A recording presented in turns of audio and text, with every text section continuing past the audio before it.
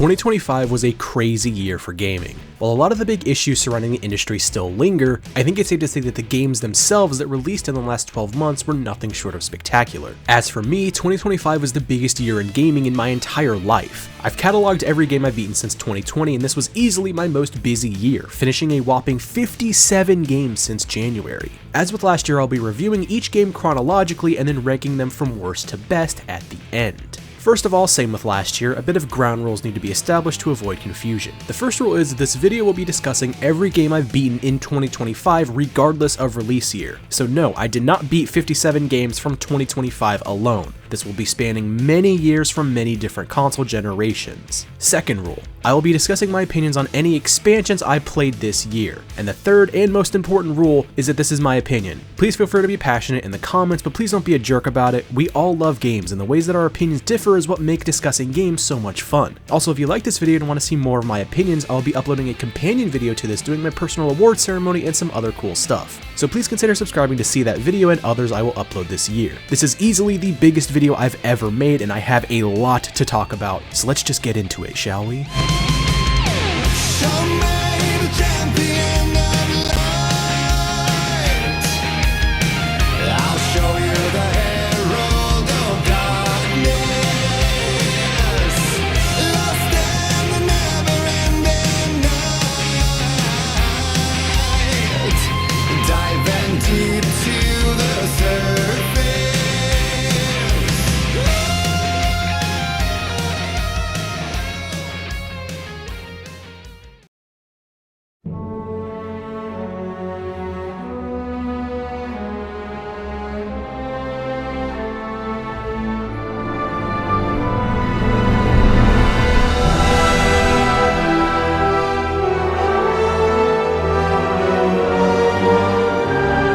I started Indiana Jones and the Great Circle just before 2024 wrapped up, and I beat it a few days into 2025. Coming out the other side, it may be one of my favorite film or TV to game adaptations of all time. It shocked me how well they translated the vibe, tone, and music of the movies. It truly felt like a lost chapter in an indie story, especially in regards to Troy Baker's performance as the main character. It could have easily been a voice match or an impression, but it's not. Troy Baker is just playing Indiana Jones and doing it beautifully.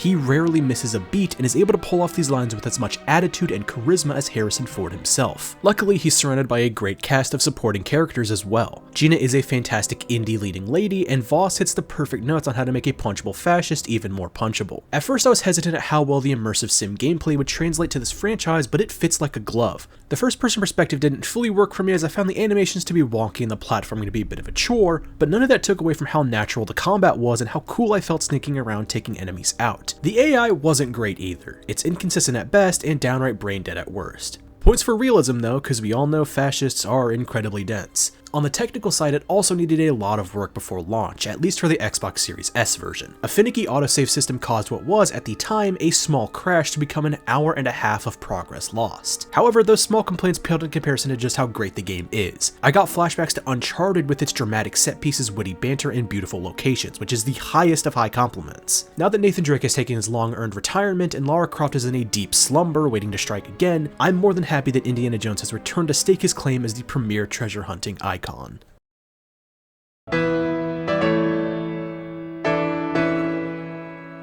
After finally falling in love with the Halo series last year when I played Halo 2, I knew I was not going to have to wait long to finish the fight. I was dying to see Master Chief and the Arbiter take on the Covenant as a two-man army. While it starts off a bit slow and aimless, Halo 3 more than finds its footing by the end, and I found myself with my new personal favorite game in the series. A lot of that is because of the improved toolkit at Chief's disposal. The gunplay has never been better, the new vehicles and weapons added in this third installment are all top tier and fun to use. The new consumable system added a new element to firefights that was much appreciated.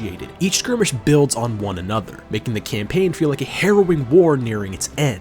As the game draws to a close, they put the pedal to the metal and give us some awe-inspiring set pieces accompanied by a perfect conclusion to this original Halo trilogy. All of the characters are given more than enough to chew on, and the Arbiter, despite not being playable this time around, still remains the GOAT. I'm shocked at how far I dove into this world, and I cannot wait to continue this journey, even if I've heard that the series doesn't quite manage to reach these heights again.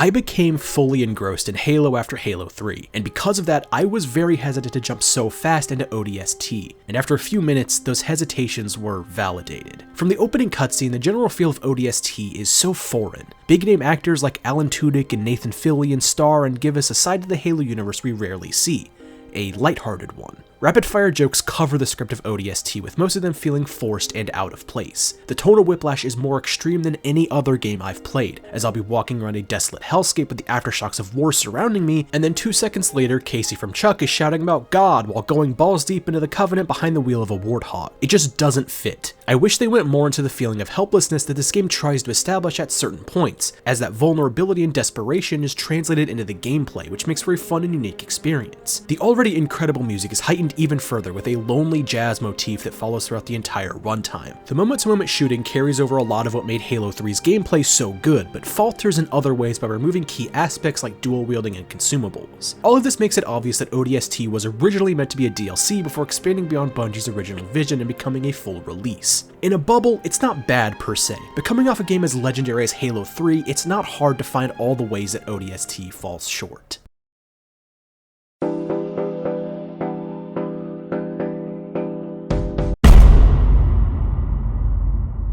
A friend of mine told me he was getting into Balatro. I had always heard how fun and addicting it was, but I just didn't know if it was a game for me. I told him I could see the appeal, but that I'm not gonna buy it. Quickly, he gave me his phone and let me play a brief game. I was having fun, but there's just too much on my plate right now. I'm not into the art style, and I just think it's not gonna be for me.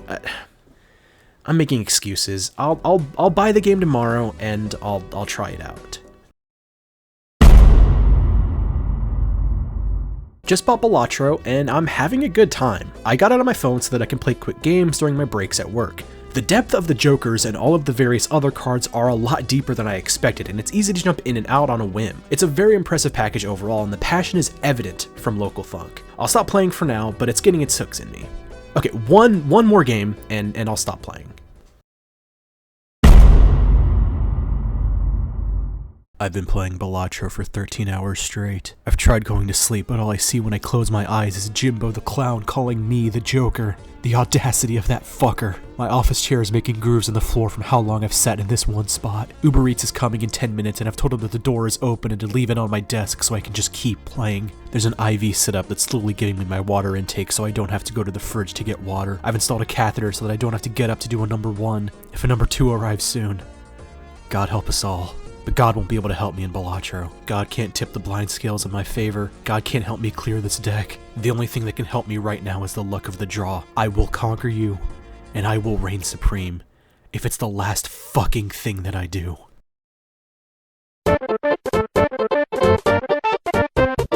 Super Mario is back in action on your Super NES! Yoshi's Island is one of those games whose reputation has been forever changed because of one misguided decision. While I appreciate the bold swings and new ideas Nintendo threw at the wall, the choice to make Baby Mario the most annoying creature ever put in a video game makes any mistake a test in your sanity. I've never abused the quick rewind feature as much as I did playing Yoshi's Island. The soundbite for Baby Mario hits all of the wrong places in your brain. It's the gaming equivalent of a brown note. You will shit yourself when you hear Baby Mario cry. It's that bad. And it's really unfortunate because, like I said, this game goes for a much different approach that I appreciate. The kitty pastel aesthetic is vibrant and the upbeat music, while repetitive, matches that art style perfectly. I also appreciate the attention to the boss fights, which force you to use your abilities in unexpected ways. It's a very fun and competent platformer. Without Baby Mario, I could see Yoshi's Island landing much higher in the list, but he almost single-handedly brings the entire experience down.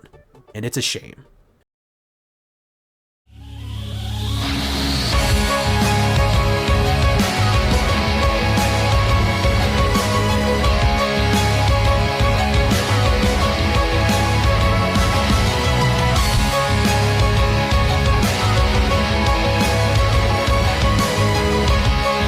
If you watched my 2024 video, then you should have a basic frame of reference for my thoughts on the Yakuza series. Long story short, peak, great, okay, great, would be great if it wasn't so fucking long. And now we've made it to the culmination of the Kiryu saga.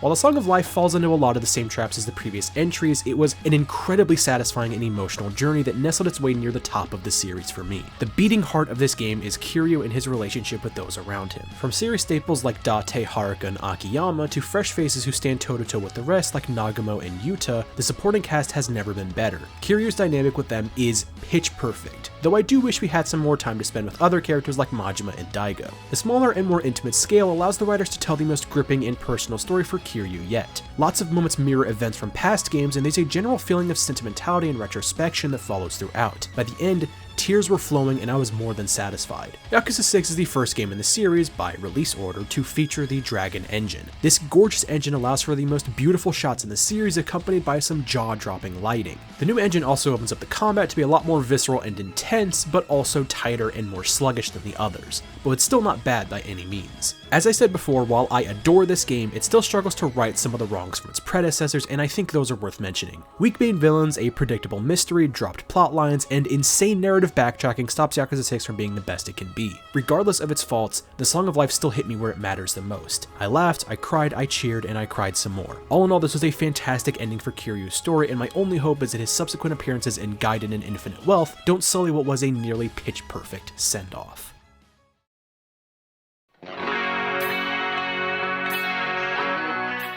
Burnout Paradise is pretty solid. It's everything it needs to be. Nothing more, nothing less. To me, the most important part of a racing game is the controls, and thankfully, Burnout Paradise's controls are smooth as butter and makes every input one of your own making. Every success or crash is your fault, and the controls facilitate that. This makes it so that these crashes aren't frustrating, but merely one misstep that you can use to improve in future runs. Speaking of crashes, Burnout is known for their extremely intense and brutal crashes, and this title continues that tradition. They are over the top in every way and uber satisfying every single time. While engaging with the challenges throughout Paradise City, you're treated to an amazing soundtrack headlined by the Guns N' Roses song that is the city's namesake. While the selection is small, all of the songs more than match the tone and the vibe of the game. Paradise City itself is very drab and bland visually, but the layout and the interconnected nature of the city make it a beautiful concrete labyrinth nonetheless. Unfortunately, the gameplay loop leaves a lot to be desired. You'll find yourself going through the same challenges over and over again to raise the level of your driver's license, and in a lot of the later challenges, the game pulls some insane bullshit like the downright offensive rubber banding. You can power through it through the various cars, which all have different strengths and weaknesses, but sometimes you're left in no-win situations that make DJ Atomica's biting commentary after you lose sting all the more. To bring it back to the beginning, it was exactly what I needed it to be. A good distraction and a fun romp through an incredible city that made me forget the emotional heartbreak of Yakuza 6, and for that, I'm grateful.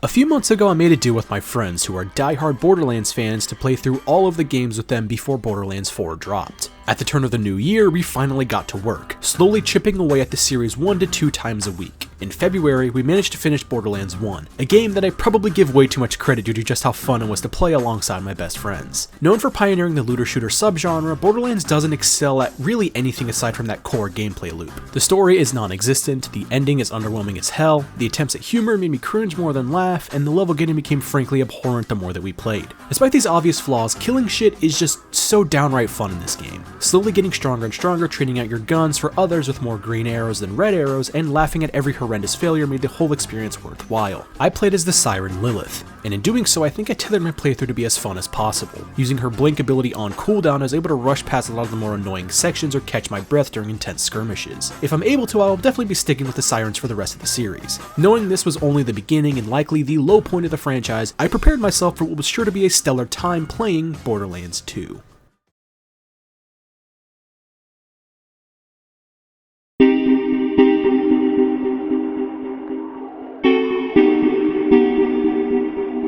I opened up March with a pleasant surprise from Night School Studios, Oxenfree. Oxenfree's basic premise is nothing we haven't seen before. 5 teens party at an abandoned island and shortly find out that it's inhabited by ghosts and attempt to escape before tragedy strikes. The true strength of the game comes in its 2 primary protagonists, Alex and Jonas, played by Aaron Yvette and Gavin Hammond respectively. Their bond is crucial to enjoying the game, and I found that the two lead performers were able to take dialogue that could sound inauthentic and make it believable and endearing.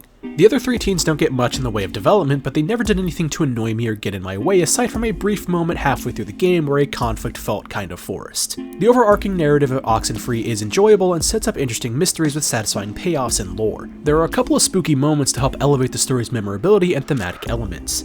They're also bolstered by a vibrant art style and often eerie music. However, the big issue with Oxenfree is its gameplay. Most of the time you're walking around hitting dialogue options and occasionally solving basic puzzles. In the downtime though, you're just walking around, and due to its rigid 2D side-scrolling nature, there isn't much potential for exploration. There are also moments in the dialogue where it's far too easy to interrupt potentially important tidbits of information. Aside from those gripes, I had a blast with Oxenfree, slowly uncovering the narrative and learning about these characters. Play it if you're in any way interested.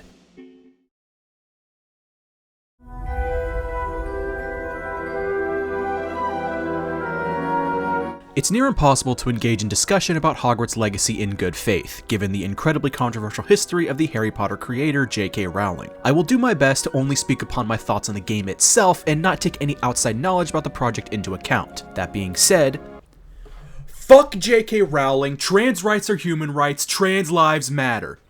Anyways, Hogwarts Legacy did the impossible in 2023, becoming the first non-Call of Duty or Rockstar game to top the US best-selling games list in over a decade. For massive Potterheads and non-Potterheads alike, it's easy to see the appeal of Hogwarts Legacy.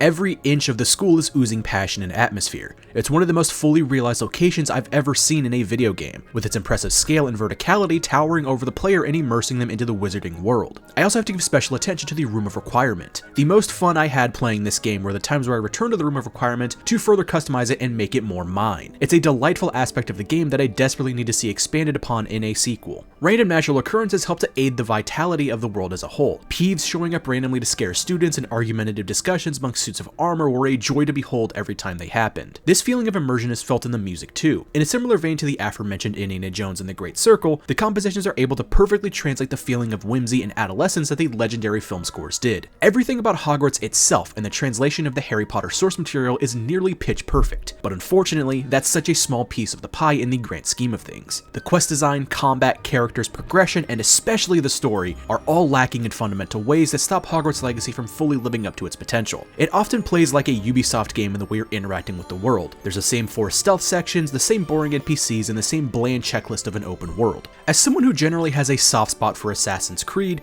these weren't deal breakers, but it's emblematic of a bigger problem that I have with Hogwarts, and that is that none of the ideas are fleshed out enough to make any one of them incredible. The combat takes way too long to get going and feels button mashy at times despite some genuine albeit scarce moments of exhilaration. Core mechanics like perks, skills, and lockpicking come way too late in the game, and the lack of them for the first 30 to 40% of the game make those early sections feel bare bones. The biggest flaw of the game, however, is its story. The uninteresting narrative surrounds itself with the most bland white bread characters in existence, aside from the truly great Sebastian Sallow, who carries every scene he's in. The vacuum left by the dull story kept me from fully giving it my attention, as anytime characters speak, I was bored to tears. Professor Garlic, though, I mean, it's not too bad. I see great potential in the Hogwarts Legacy franchise. All of these faults are things that could be easily rectified and improved upon in the inevitable sequel. As it is, Hogwarts Legacy is relatively harmless. It's never a bad time, but aside from brief moments of brilliance, it's rarely as good as it should be.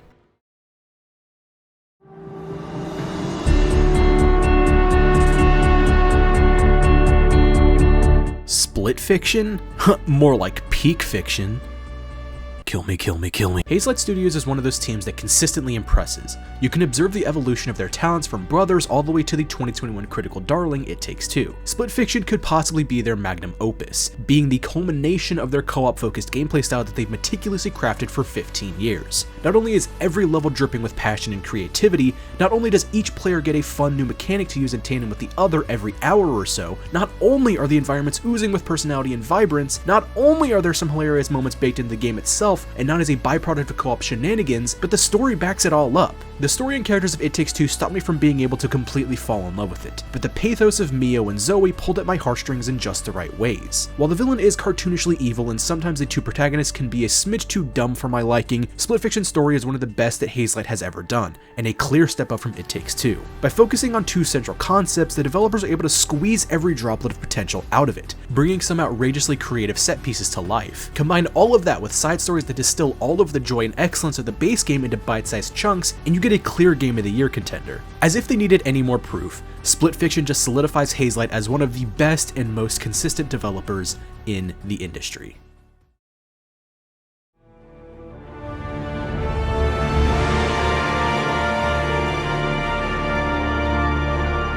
Hitman 2 is a step up from the first Hitman in almost every single way. The basics of the experience are largely the same. Find your targets and assassinate them as creatively or straightforwardly as you'd like. The disguises are still there, the methods of assassination are still there, and the mechanics are still there. By throwing you into the fire immediately and ramping up the variety and creativity, Hitman 2 is able to stand apart from its predecessor and improve upon it. Variety is seen in these scenarios, such as unknown targets you need to identify yourself, and some objectives which forbid you from killing. The creativity is increased as well through the new environments, some of which see you at an F1 race or at a nuclear family-esque suburb. These new locations are mixed in with familiar ones, but still help to make the overall package feel more unique. While there are small improvements in the gameplay here and there, the major improvement from Hitman 1 to 2 is its story. By diving into the backstory of Agent 47 and a couple of supporting characters, there's a layer of intrigue and sophistication to the narrative that wasn't felt in the original. The improved story makes one key stylistic choice much worse, however. The beautiful CG cutscenes from the first were replaced with still images with VO added on top. Although it's an obvious sign of a struggling budget, that doesn't make them any more engaging. If Hitman 2's story was accompanied by the same beautiful visuals and camera work of Hitman 1, then it would have enhanced the experience tenfold. Those cutscenes don't stop Hitman 2 from thriving though, as I was gripped from beginning to end and had a blast the entire time.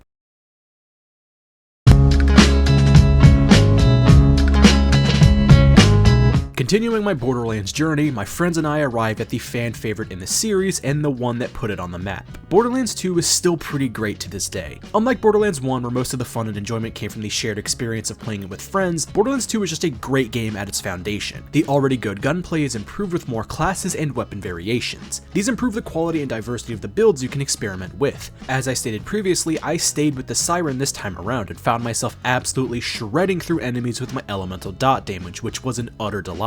I thought Borderlands 2 was also pretty varied in its environments and enemies. You're not fighting the same enemies over and over again in desolate deserts anymore. The story is also vastly improved, with Damien Clark just chewing the scenery every chance he gets as the magnificent handsome Jack. Jack is able to bounce off all the supporting cast so effortlessly it's almost like this is a villain we've been dealing with for years. His endless commentary and aggrandization put him up there as a top tier gaming villain. Many moments and side missions gave me real laughs, which is pretty shocking given how much I despise the humor of Borderlands 1. That bad humor is still there, I will never be your friend Claptrap, but it's definitely balanced out with good jokes here and there. The ending, however, still leaves a lot to be desired. While it's far superior to the original game's ending, the final boss here is super bland, and the game just kinda ends.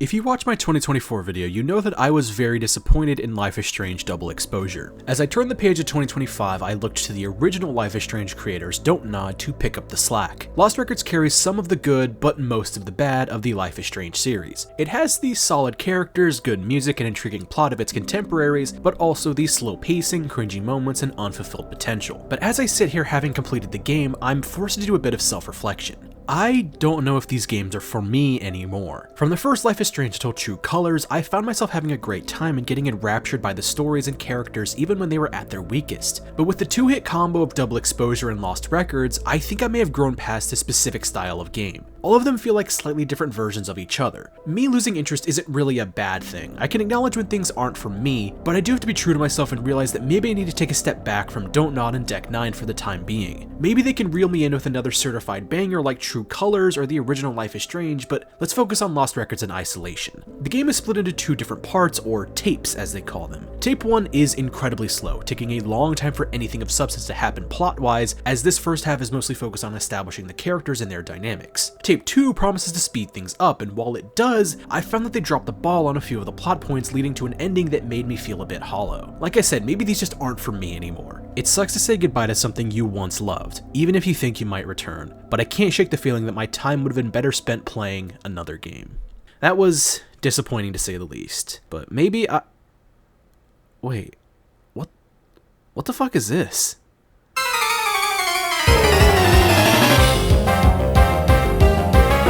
I have a confession to make. I've never played a Pokemon game before. I know, it's been one of my biggest gaming blind spots for a while, but after rediscovering my childhood DS, I decided to finally dive into this universe I've long ignored. There's always a bit of pressure when it came to Pokemon. So many entries, so many Pokemon, it'd be hard for me to just jump in, but I found Pokemon Platinum to be relatively easy to get into.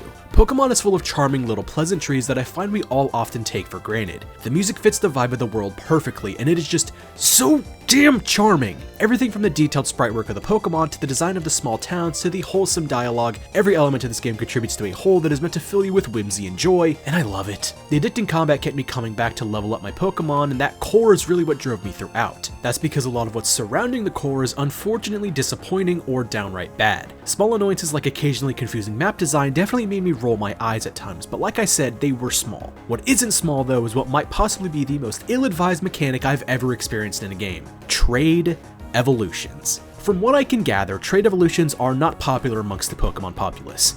Good. In a box, I can see trade evolutions being a really cool idea. Encouraging trading and socializing with people to fill out the Pokedex isn't bad per se. It's the mandatory inclusion of it that's bothersome. Playing this game 17 years after it releases, well after the servers don't work and nobody is playing it, meant I couldn't get evolutions for specific Pokemon that I wanted. I fucking loved Haunter. I love his design and I used him quite a bit in the early game. I really wanted to see my Haunter evolve into Gengar, but fuck you, says Game Freak, you have to trade in order to evolve him, which led to my beloved Haunter sitting on the bench after the 4th gym. To be quite frank, it's asinine.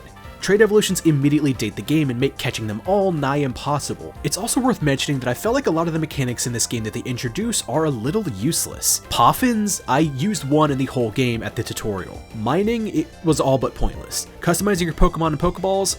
Why is this even in the game? And this is the part of the entry where hundreds of Pokemon fans flood the comments saying how ignorant I am, and I admit, I probably am. I'm sure a lot of these mechanics are useful in the right circumstances, but those circumstances never came my way. In spite of the last 300-ish words of complaints I've levied at Pokemon Platinum, I fucking loved it. After pushing it aside for years and years, I finally see the appeal of Pokemon and I want to play more. Will that happen anytime soon?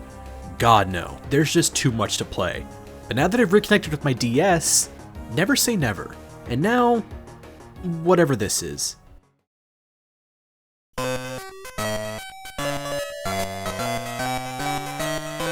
Okay, allow me to explain.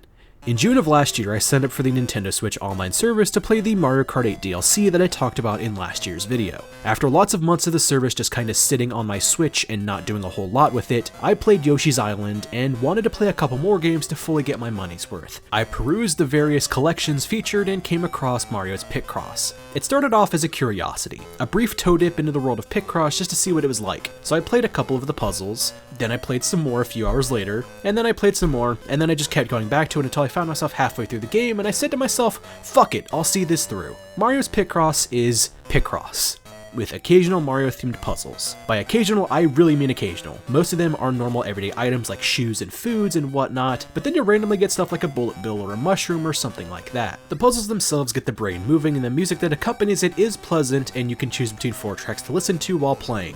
It's Picross. If you have any idea what Picross is, then this is exactly what you think it is. It's Picross, but with some Mario stuff. 10 out of 10.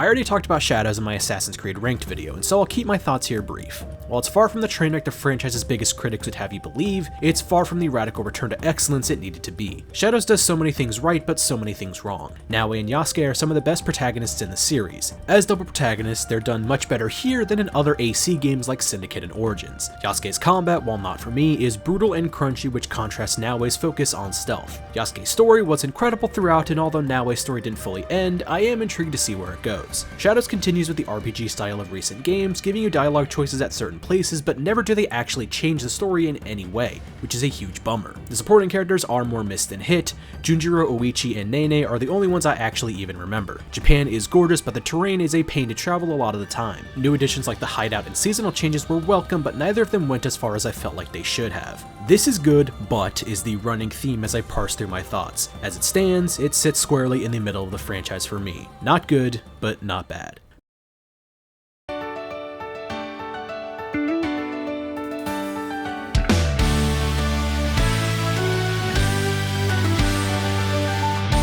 My yearly foray into the Sonic universe brought me to Sonic Colors, more specifically the remastered version that released a few years ago, which is apparently the worst way to play it as the cutscenes look downright atrocious. Why they were not updated alongside the in-game engine are an enigma to me. The art direction is superb, the cutscenes would have looked incredible had they been remastered, but looks aren't everything. How does the gameplay hold up 15 years later? Well, good. The Wisps add a good amount of variety in both platforming and exploration, giving you ample ways to complete every level. However, they often reuse levels in boss fight, which is a bummer, as the Wisps could have inspired a lot of cool new bosses, but alas, they're fairly copy and paste. It's pretty standard 3D Sonic, but not bad by any means. It's short and sweet, but the lack of effort in the remaster is a huge downside, stopping the Ultimate Edition of this title from feeling all that ultimate. This story is a monster. And monsters wear many faces. Hey, this is editing me here. I tried to do a bit with this entry. It doesn't come off that great, but I tried to do an Alan Wake impression, and I tried to frame my entry in the framework of like Alan Wake's monologues in the game. It's awful because my impression of Alan Wake is terrible, but I wanted to keep it in because I had fun doing it, so yeah, as long as you brace yourself, it shouldn't be too bad. So yeah, enjoy whatever the fuck this is.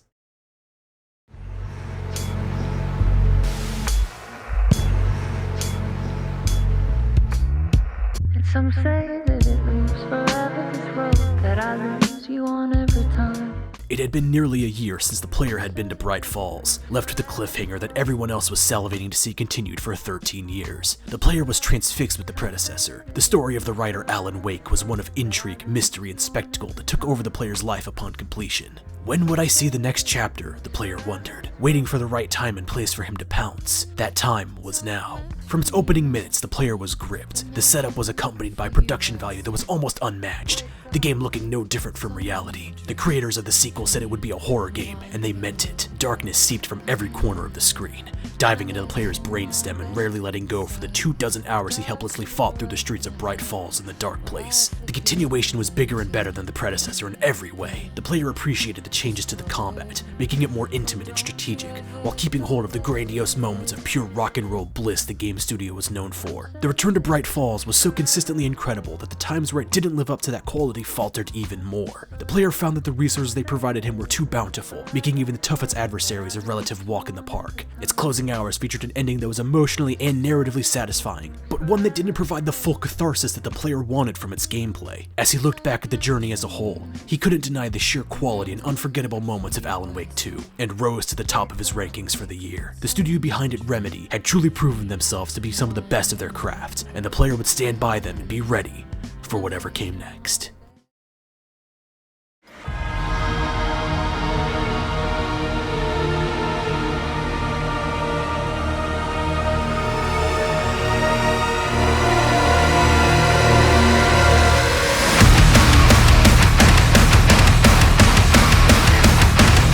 I fucking adore Doom Eternal. Doom Eternal is one of those games that gets better and better the more I think about it. It's an effect I dub the Doom Eternal effect. Original, I know. So needless to say, I was giddy for Doom the Dark Ages. From the pre-release material, I was expecting something a lot slower and less frenetic than Eternal, which was disappointing, but once I got my hands on the controller, it's a lot more in line with Eternal than I thought. And yes, I played Doom on controller on my Xbox. Fucking deal with it. The level design is more horizontal this time around, allowing for farther reaching jumps across large distances, and the inclusion of the shield reinforces this with the shield bash. The shield has been at the center of divisive opinions among the community, but I found its inclusion to work flawlessly, as the Doomslayer feels much more animalistic and beefy in this one. The way he clambers up walls and decimates grunts by simply landing near them helps to make him the most intimidating iteration yet. This experimentation extends to other parts of the game that are less successful. The Atlan and Dragon sections are interesting novelties, but they lose their luster after the first time you fight with them. There's also an added focus on the narrative this time around, which I felt wasn't all that necessary, but didn't detract from the game too much. What did, unfortunately, was the biggest bummer of the game by far, and that's the music. Mick Gordon lit the world on fire with his OSTs for Doom 2016 and and Eternal, but after the drama that led to Gordon and id Software's split, he was replaced and it's very noticeable. Or should I say, not noticeable enough. I always felt like the music in the Dark Ages faded into the background and failed to live up to even the least interesting of Gordon's tracks from 2016 or Eternal. As a whole, these complaints don't stop Doom the Dark Ages from being a great game in its own right, and I'd rather have a game that is trying to change up the formula than one that plays it far too safe. It's a worthy continuation of Eternal even if it fails to fully live up to it in my eyes. It's a game I couldn't put down and one that I desperately needed.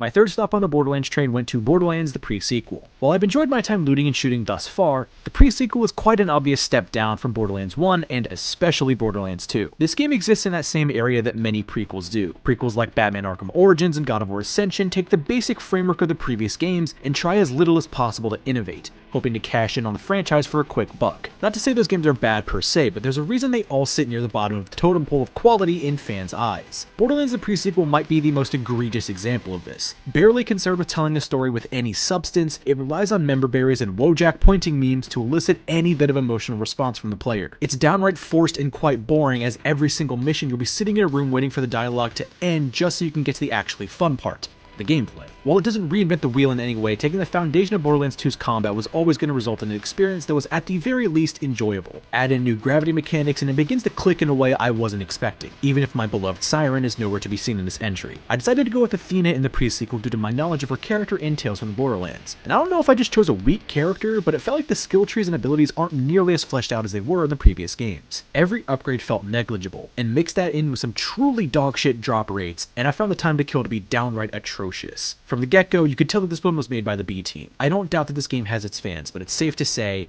I am not one of them.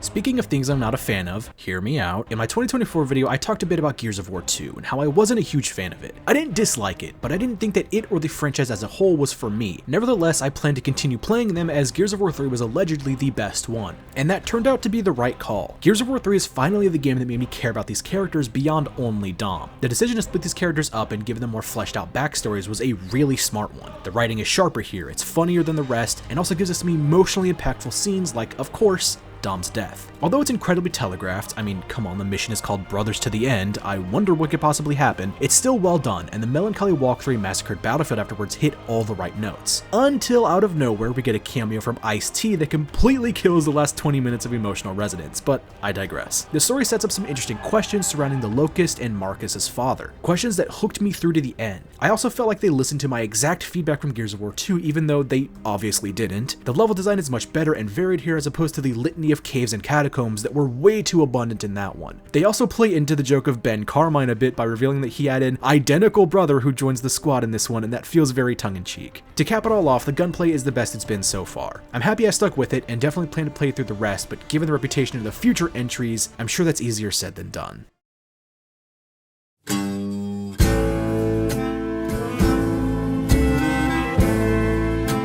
I wasn't expecting much from South of Midnight, but I was delightfully surprised by my time with it. The immediate standout of the game is its art direction and frame rate. By animating characters on twos, South of Midnight was able to pull me in immediately, as I'm a sucker for that animation style that movies like Spider-Verse helped to push into the mainstream. As I traversed through the stylistic interpretation of the Southern Bayou, I was engrossed, and in awe of everything I saw as imaginative designs are around every corner. The music works in tandem with the world in a beautiful coalescence to fully immerse you in the world and become overwhelmed by the emotion of the characters. The story routinely goes in dark places I wasn't expecting, and these events reflect greatly upon the protagonist Hazel. I thought she could have been written a little better, but the performance by Adrian Ray more than made up for the script's shortcomings. While the gameplay, and in particular the combat, lacked a little bit, I didn't find it to be the offensive game ruiner that other people described it as. It's basic and not very engaging, but I never had a bad time with it. Same with the platforming, it's basic and feels like Uncharted Light, but I wouldn't consider it bad. I think if Compulsion were able to elevate the gameplay all around, a potential sequel could turn this into one of Microsoft's best new IP. Also, Crouton! Look at that little guy. What a cool dude. I love Crouton.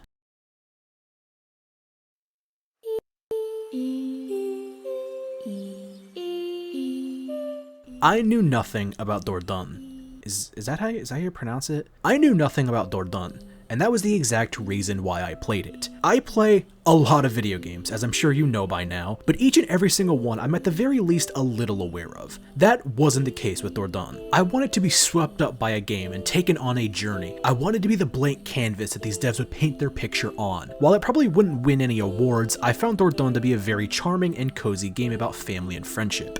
If I were to describe it to anyone unaware, I would say that it's kind of like a less depressing and French version of What Remains of Edith Finch by way of Heavy Rain. The story feels very much like Edith Finch in that you are examining events of you and your family's past by looking through an old family home. The reason why I describe it as by way of Heavy Rain is because of the gameplay, which is far and away the low light of my time with it. Every action is done with light movements of the stick, which is boring, unintuitive, and unengaging. I wish it played more akin to a Telltale or Life is Strange game rather than trying to force agency in an experience that didn't need it. Thankfully, the story fares much better. It hit me more than I thought it would, and the stunning watercolor visual style complements the story's feeling of childlike wonder and discovery. By the end, I found myself satisfied with the neat little story I had played. For a game that I approached as little more than an experiment to dive headfirst into a game I knew nothing about, I came out the other end with a small little tale that's worthwhile for anyone who wants to get swept up in a story that can be finished in an afternoon.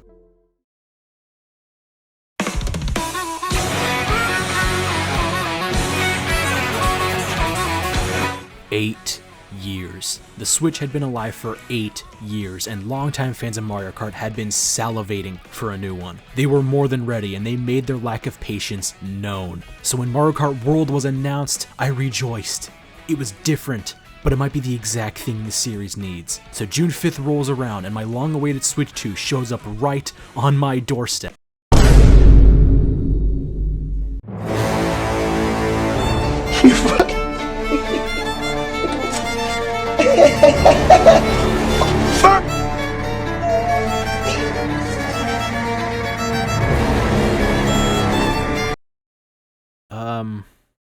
I guess I can catch up on the games that I missed instead.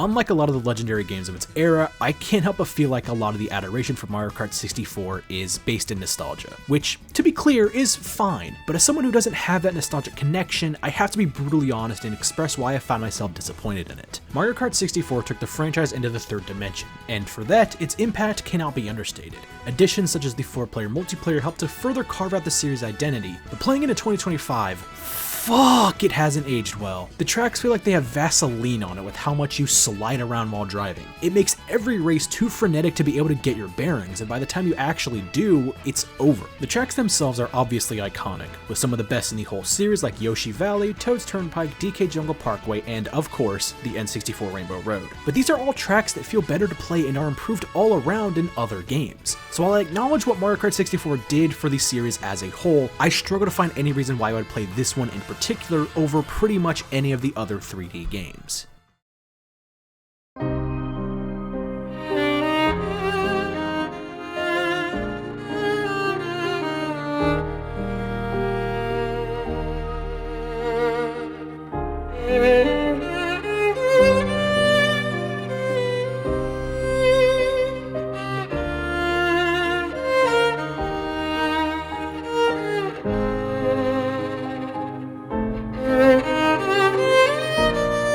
She'll never paint again.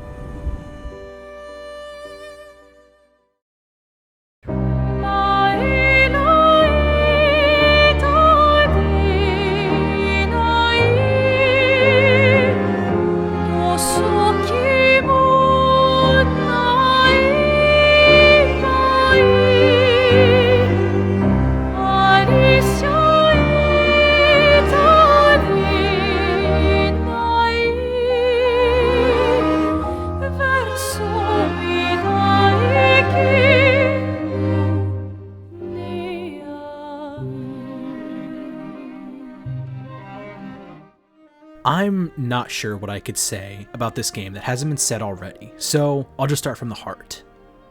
Lune. Wait, no, Clair Obscur Expedition 33 is a rare video game that has earned its spot as one of my favorites of all time. It's the kind of game that excels on every front and somehow manages to exceed even the wildest of expectations. It's fun to be on the ground floor of a developer that, in 15 years, is sure to be uttered in the same sentences as From Software, Naughty Dog, and CD Projekt Red. Lots of pressure, I know, but it's genuinely how I feel. There's an inherent magic that is felt from the start that this is a different breed of game. An electricity and vitality that carries from the opening minutes until the very end. Those same opening minutes made me cry, and those tears would continue to flow even into the closing credits. Passion is at the core of Expedition 33, and that's so evident in every nook and cranny. The sheer effort put into the mesmerizing art direction and unbelievable original score are just the tip of the iceberg, as the combat shares that same passion and depth as well. Not just endlessly satisfying with its skill checks, the well of mechanics work together in beautiful harmony to make a combat system that is so much fun to engage with, and never gets boring even in fights where the level gap is immense. Each character in the party features a unique central mechanic that is crucial to play around. Personally, I found myself drawn to CL's playstyle and couldn't get enough of thoroughly breaking every element of her moveset. This is true for everyone else though. They can be as shallow or as deep as you'd like, and you'll still have a good time. I've been showering this game with rightful praise, but a few small complaints need to be addressed. One, the exploration, while deeply rewarding, can be a bit too confusing due to a general lack of landmarks and no map. Two, combat can be a little bothersome as attack patterns are occasionally impossible to read, making initial encounters with fiends seem like more of a trial and error run than anything. And three, late game balancing is kind of a joke, as despite the fact that I did maybe at most 40% of the side content, the late game bosses were a cakewalk. Those three issues are really it though. This is the first time since last year's Final Fantasy VII Rebirth that I felt such an attachment to a world and cast of characters. Like Rebirth, I will always love this game in spite of its flaws, but unlike Rebirth, Expedition 33 feels like a moment in time. It feels like the entire industry has stopped to admire how effortlessly it upstages pretty much every other game that's come out in the past few years. It's a beautiful love letter to video games and all forms of artistic expression. Like the cast of characters that make up the game's namesake, Clair Obscur Expedition 33 pays loving and meticulous tribute to those who came before, while crafting a bold and beautiful new path for those who come after.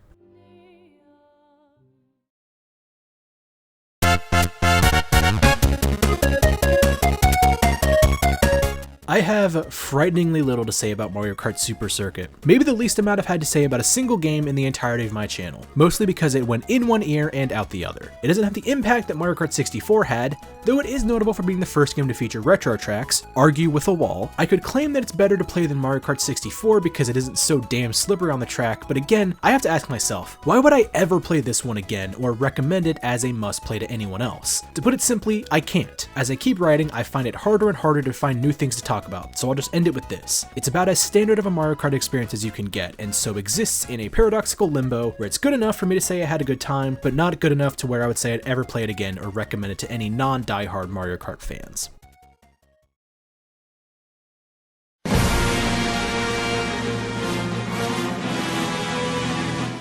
Cue the groans, but I've never played a Ninja Gaiden game before. What better one to start with than the recently released remake of Ninja Gaiden 2? At the core of Ninja Gaiden is obviously its action combat system and extreme style that is remade to near perfection. It's got some problems, especially in the clunky platforming and uneven playable characters, but even when characters like Momiji take center stage, it's not for too long and it helps to diversify the gameplay a bit. I also unfortunately found the boss fights to be kind of lackluster. Some of them provided a good challenge, but maybe I'm just built different because some of them felt like a walk in the park, especially for the reputation of Ninja Gaiden being as one of the most difficult series in gaming. One of my favorite things about this game though is the different weapons that you pick up.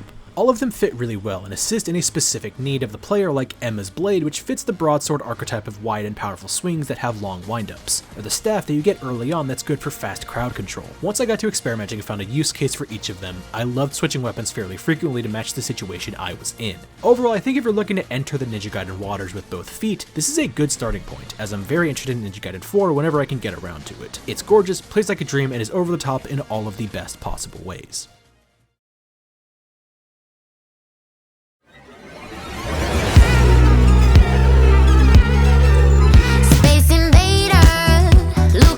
We return to Alan Wake 2 with its first expansion, Night Springs. And sorry, I'm sure you're very bummed out, but I'm not going to do the bit that I did for the base game. Anyways, Night Springs is an anthology DLC that actually has a lot more story relevance than I thought it would. The first episode, Roses, is a campy fever dream and is honestly my favorite of the three. It reads as a fanfiction that she's writing, and unlike the next two, is focused on pure fun and taking the player for a wild ride. The tone is perfect, and the attention put on bombastic shooting galleries is a stark contrast to the main game, and it works much better than it should. Jesse Faden from Control is the star of the second chapter, and is much more in line with the normal gameplay and tone of the base game. The whole chapter is essentially a puzzle box with a bunch of small conundrums that we need to figure out. This was honestly my least favorite of the three. I was disappointed that Jessie didn't play more like her Control counterpart, but I understand why that had to be done. It's just a little basic, as the puzzle solving was one of the parts of Alan Wake 2 I wasn't overly in love with. The ending is stellar though, with some good story crumbs for the overarching Remedy universe. The third is the most eventful story-wise, focusing on Jack Joyce,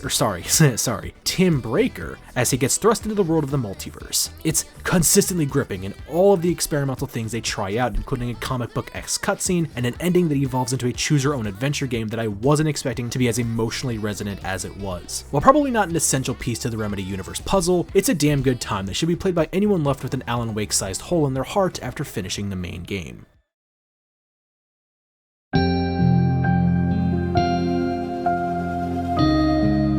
While I didn't like it more than Night Springs, the Lake House is a much more focused expansion. Set during the events of the base game, you play as Agent Estevez exploring a facility known as the Lake House. It's a mostly self-contained story that helps to flesh out the rules and lore of the world. It's given its own unique identity by having a Control-like aesthetic mixed with Alan Wake's survival horror gameplay. And it kind of improves on the base game's combat by adding a new enemy called the Painted. These are enemies that can't normally be defeated by light and instead need to be killed using a new gun called the Black Rock Launcher. The ammo is scarce, and thus you're forced to do more running than fighting and saving the ammunition for when your back is against a wall. You feel like you're trapped in a haunted house with everything, even the walls, coming to kill you. It makes for a much different experience than the base game and of course Night Springs. It is also a must play for those who want to keep up with the continuing story, as there is a missable cutscene with an important character that helps to set up what will happen in Control 2. The Lake House's more intense and serious vibe may have stopped me from fully enjoying it up to the level of Night Springs, but I still had a good time with it, and it's scratched.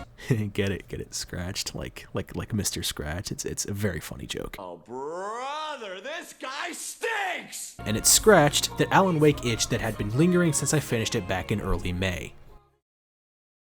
How often do expectations influence your opinion on a game? Does knowing that it's the greatest or worst game ever made change how you view it? Does falling short of any preconceived notions automatically make it overrated or underrated? Is that status harder to achieve because you expect greatness around every corner? Are you able to separate the public consensus from your experience? I know I try to. God, do I try to do that. But sometimes, like the heat death of the universe, it's inevitable and unavoidable. Sometimes there comes a game that was so hyped beyond belief that I can't detach myself from its reputation. It has the weight of the world on its shoulders, and unfortunately anything less than spectacular might make it a disappointment in my eyes. But sometimes, spectacular doesn't even begin to describe it.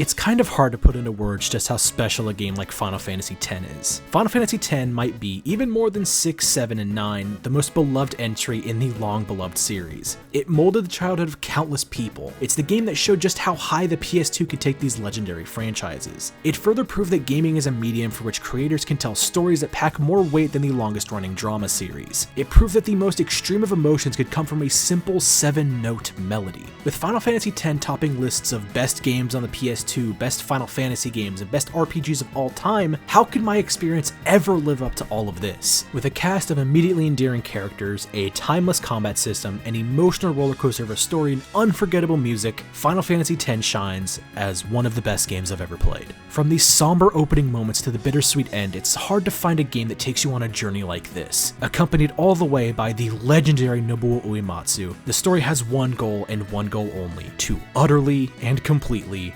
break you. It one by one introduces you to incredible characters, and you're forced to watch as their journeys intertwine with one another. You watch as they become a family, and you watch as they're forced to make the toughest decisions one could possibly make. The writing here especially shines, as I was expecting the same level of earnest misguidance that came from the voice direction, but that's nowhere to be seen in the script. It's raw, full of love, creativity, warmth, and passion. It's insane how well you understand these characters by the end, on the PS2 nonetheless. It has some classic PS2 jank, like, especially with the mini-games and the cloister trials, but its endearing nature completely consumes it to the point where every small misstep is completely forgotten. The combat, god damn the combat. The level of flexibility and player expression on display is, and I might get shit for this, second to none. At least not in any game I've played. The sphere grid allows for so much experimentation, and the constant stream of new abilities kept me engaged, always looking ahead, and by the late game, the devs give you the tools to build your characters any way you want. You're able to plug holes in your party composition and utterly break the game with the legendary weapons. It's so in-depth and addicting that even if Auron tore through every enemy most times, I would find myself in situations that would force me to bring out the weaker party members. It's a game that, if I wasn't playing a bunch of other games at the moment, I would dedicate the time to platinuming and seeing every inch of the beautiful lane of Spyro. But I'm kind of happy I haven't, because I know if there's ever a time where I need a warm blanket, or I need to travel back to something familiar and deeply personal, I can return to Final Fantasy X,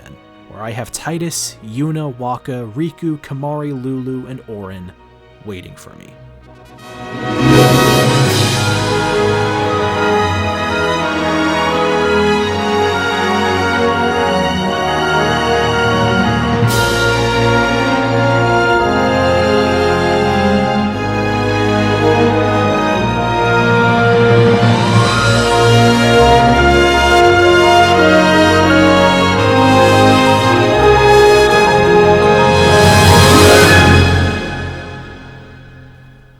Never forget them.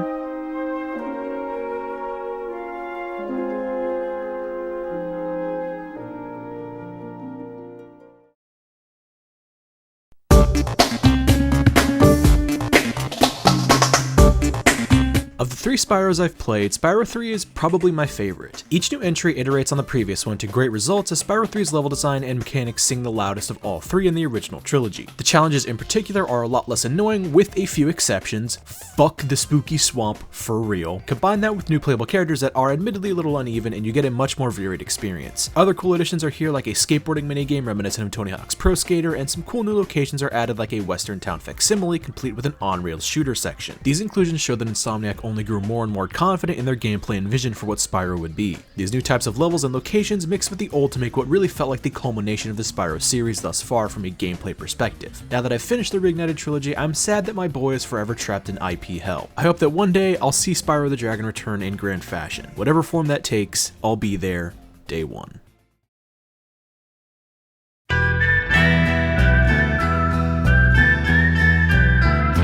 Borderlands 3 frustrates the shit out of me, so let's just get into it. The gameplay is so fucking good. It's so good.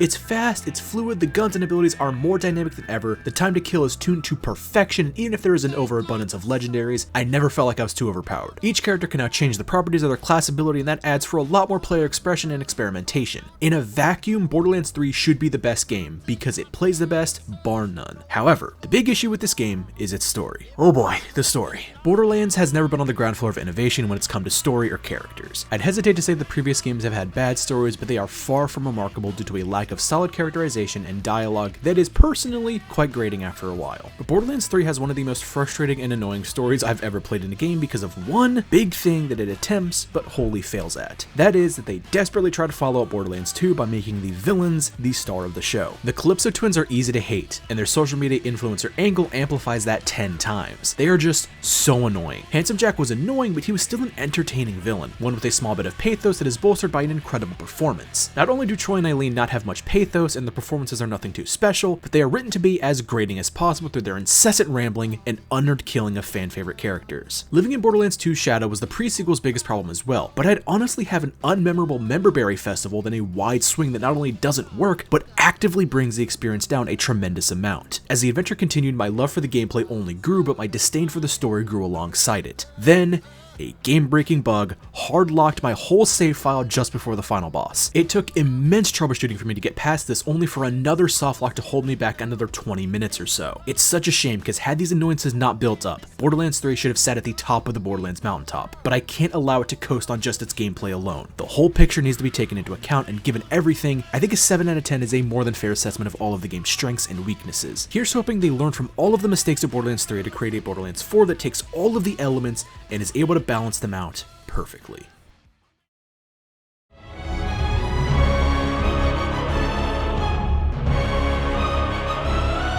5 years ago, I played Ori and the Blind Forest. It was one of my first forays into the Metroidvania genre, and it had all of the heart, beauty, emotion, and fun I was looking for in such a tumultuous time as 2020. Then, as the years went on, the world went back to normal. And then 2025 happened, and you know what? I just had a lingering need for something hearty, beautiful, emotional, and fun. Ori and the Will of the Wisps joins a very elite club of games I would consider perfect sequels. These are by no means perfect games, but games that improve upon everything the previous one did while adding new things. The level design is more intricate, the enemies are more dangerous, and the progression is more rewarding. It also has an upgradable home base that we have established in this video and other videos is a simple pleasure that I love. The story doesn't hit you with an emotional gut punch right out the gate like the Blind Forest does, but rather waits to hit you with two later on in the game, specifically one halfway and another at the end. The complete lack of dialogue heightens every little emotion from the music and the characters until it reaches a boiling point. That boiling point is almost always followed up with tears and heartbreak. Speaking of the music for a moment, because of the lack of dialogue, the music has to do a lot of the heavy lifting, and that's a tough task to ask of any composer. But Gareth Coker and his score are not only up to the task, but stand shoulder to shoulder with the OST of the Blind Forest. And what can be said about the art direction that isn't apparent by just looking at it? It's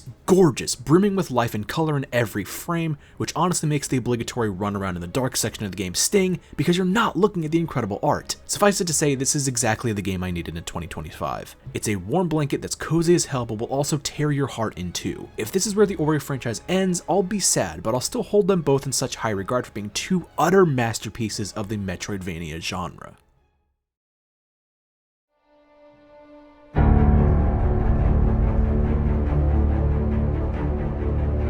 I had a good time with Mafia 1 when I first played it back in 2023. Its serious tone, emphasis on realism, and incredible performances elevated what was a pretty mechanically thin game. Mafia 2 continues this trend but has a worse story and slightly worse gameplay in my opinion. Vito Scaletta is a fantastic protagonist, fairly on par with Tommy Angelo, and I love how their arcs are almost opposites from one another. While Tommy Angelo spent his game slipping away from the Mafia lifestyle, Vito spends his time sinking further and further in until he's forced to face impossible consequences for the sake of his family.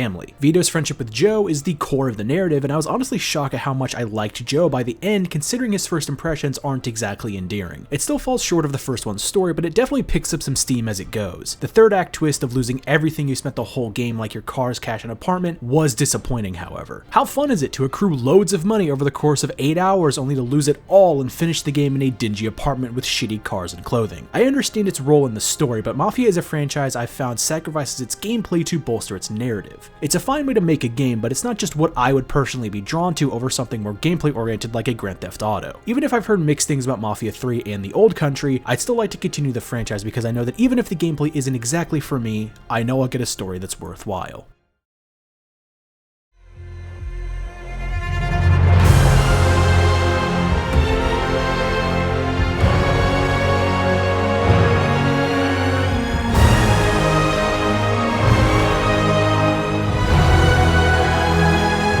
I'm so sad it took me this long to play this game because it's one of the most underappreciated games of recent memory. When it first came out, it seemed like it did everything right. An incredible budget-priced game that's revitalizing a beloved franchise with no microtransactions and no bullshit. Despite all of that though, it fell on deaf ears. My ears were wide open, but my wallet on the other hand. But I was able to pick it up for a good price, and I really wish I could have supported this game before the studio closed. The Lost Crown is 15 hours of Metroidvania goodness that never slows down. The combat in particular is something I really want to highlight. While Ori's combat was very floaty, the Lost Crown's combat is weighty, and the tightness of the controls adds a layer of challenge that I really wasn't expecting. It's fast and smooth, but it can also be brutally punishing if you're impatient and not very good with the parries. Like every Metroidvania should, each new element builds on one another to force a new approach in how you interact with the environment and every enemy you dispatch of. I can't speak highly enough about the combat, but the platforming is just as responsive as you need it to be, and the optional challenge rooms wring every potential out of the pristine gameplay. The final thing I really want to hit on is the boss fights. The bosses are a spectacle that I always looked forward to. They hit on gameplay, music, and especially visuals. This game did not get the respect it deserves, and even if one person buys this game because of this video, I'll consider it a win. Apparently the studio is still around, though the team has disbanded, and the game was considered a disappointment financially. I hope they can reform one day and make a continuation because I need to play more.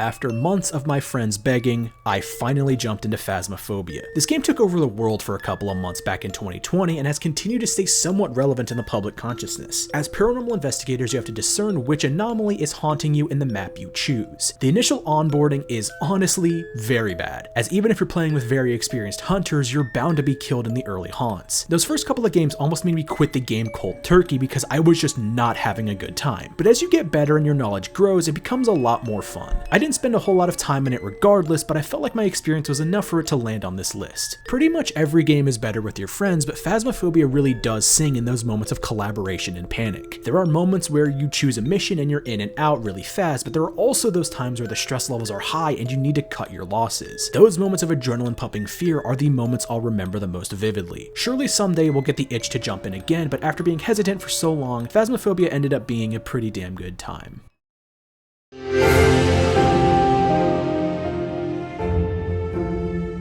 The oft-forgotten spin-off of the Borderlands games, Tiny Tina's Wonderlands doesn't get the respect it deserves. Sure, it might not be the game Borderlands fans wanted after BL3, but it's just as good, if not better, than Borderlands 3, at least to me. Borderlands 3 made a lot of improvements in the gameplay that are carried over here. Faster movement and more inventive guns add just as much to the experience here as they did in the previous game. When you take away my primary critique of the previous games, which was the Calypso twins, then I'm sorry, I prefer Tiny Tina's Wonderlands. Now don't get me wrong, the story here isn't high art, nor is it even that good, but I'll take mediocre and bleh over aggressively annoying. The new setting opens up the potential for some real change. I never played the Assault on Dragon Cape expansion that this is based on, but I might go back and play that because I really love the aesthetic. Grenades have been switched out for spells, and melee punches have been switched out for hammers and swords. In line with the fantasy RPGs of old, there's an overworld map and random encounters that once again help to make Wonderlands a distinct corner of the Borderlands universe. I felt a lot of attention to detail and effort put into this game where it could have easily been a fast cash grab. I don't know, I guess I just needed something to mix up the formula, and Tiny Tina's Wonderlands was everything I wanted and needed it to be. It's not nearly as good as Borderlands 2, but it might be my second favorite in the whole franchise. Except for Tales from the Borderlands, I forgot about that. Okay, Tiny Tina's is number 3, because Tales is peak, but still, I mean, number 3, pretty good.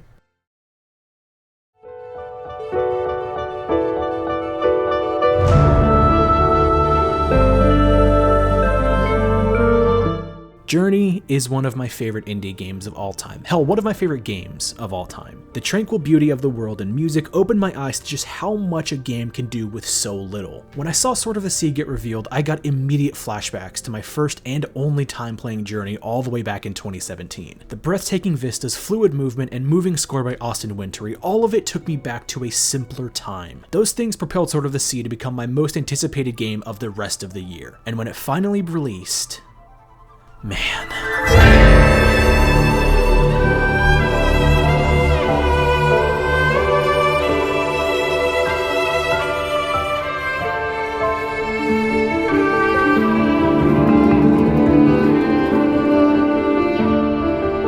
It's hard to describe an experience like this one. So pure and so elegant.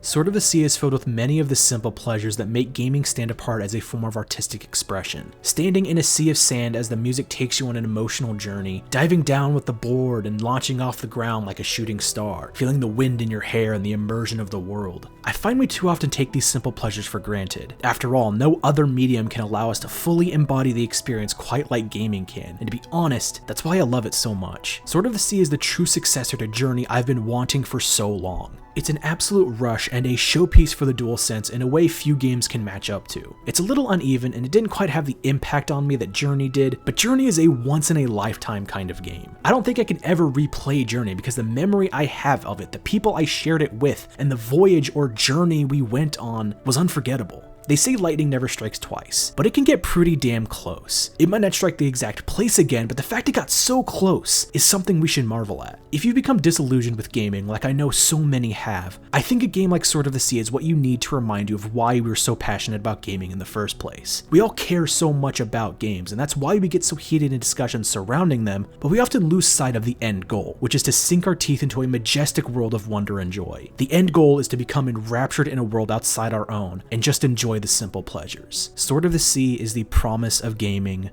fully realized.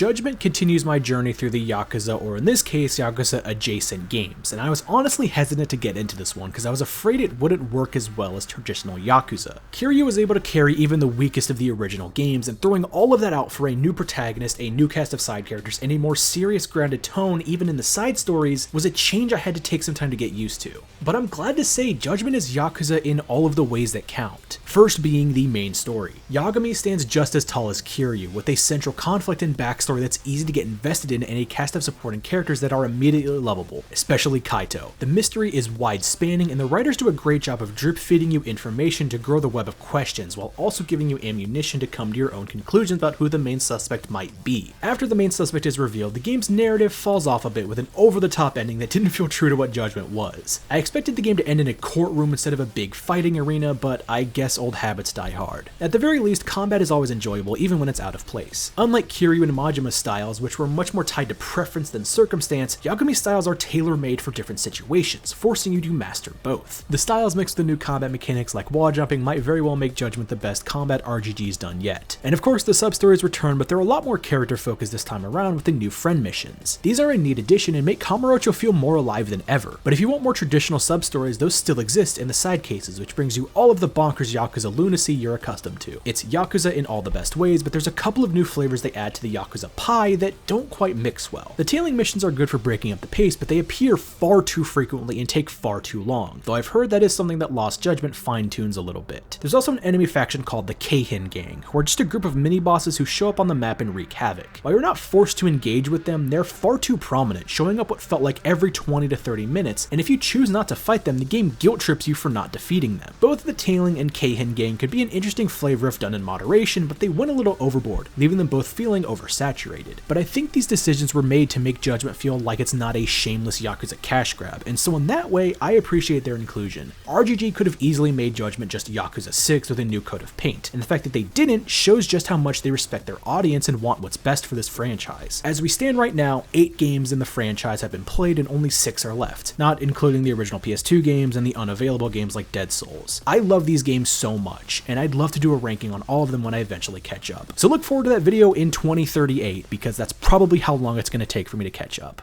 Wait, where the fuck is karaoke? Why is there no karaoke in this game? Fuck this game. 3 out of 10, get this shit out of my face.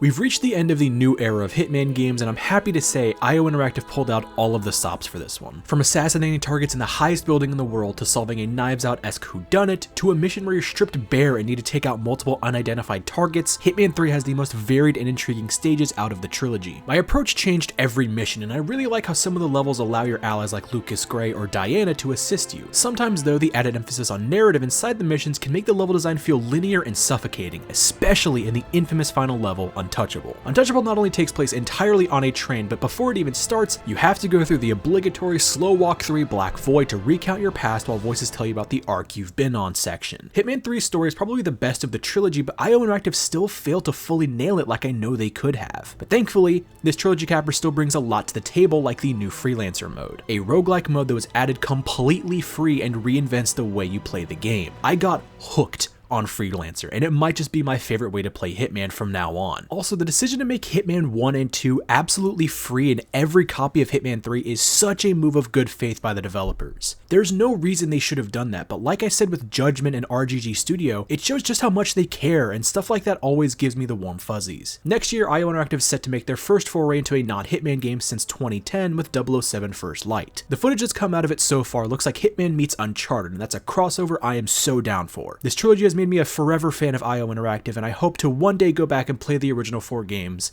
that started it all.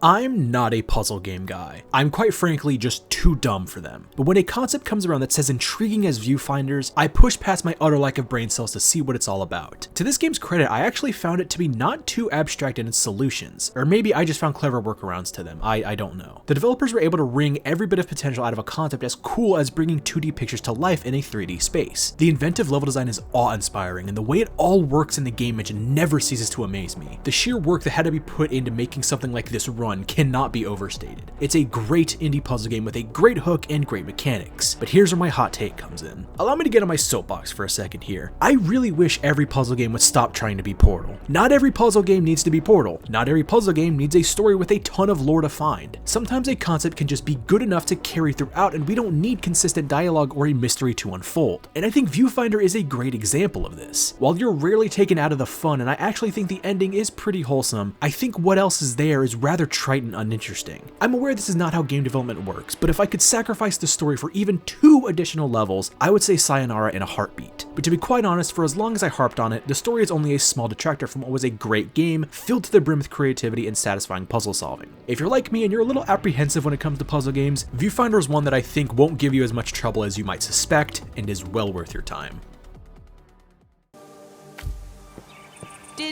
Hang on, did you just shift reality?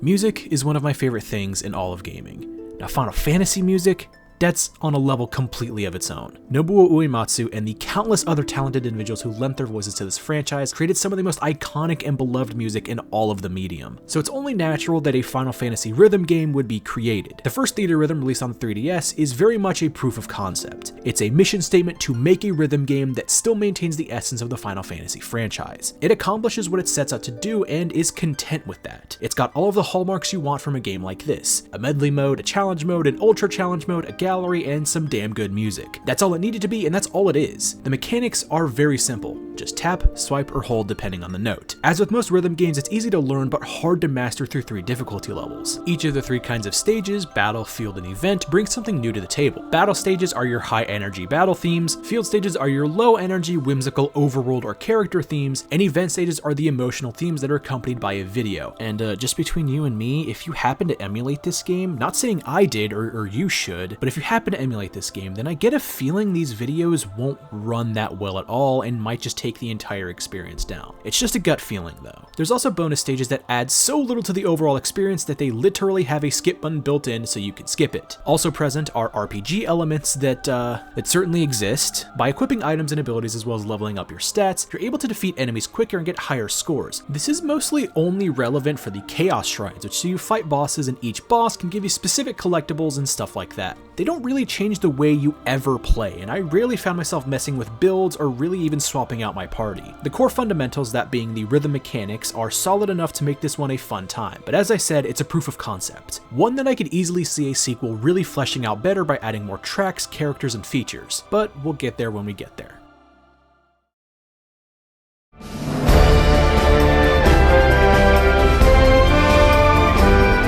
Zelda is one of my biggest gaming blind spots. I've played the original on the NES and Breath of the Wild / Tears of the Kingdom, but all others just passed me by. I saw Skyward Sword on clearance at Target for $15 fucking.